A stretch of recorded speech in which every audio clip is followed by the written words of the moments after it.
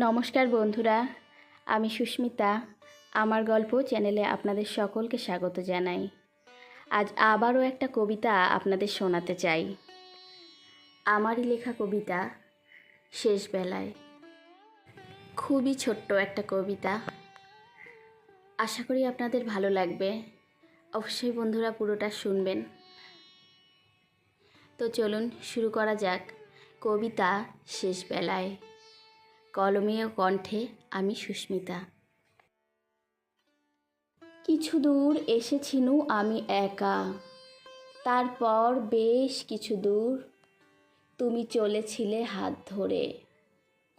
কত নদী মাঠ, আঁকা বাঁকা পথ, রঙে রঙে ভরা ফুলের বাহার, কত হাসি আর চোখের জল, সুখ দুঃখে ভরা জীবনের যত কাঁচা পাকা রাস্তা পেরিয়েছি আমি চোখে চোখ ভরে।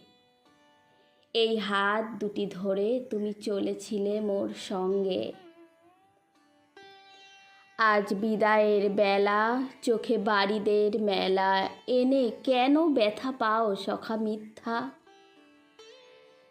যে পথে এসেছি একা, একা আজ যেতে হবে সেই প্রান্ত। কোনো বাঁধনে বেঁধো না কো আর, আমি পথিক যে বড় ক্লান্ত।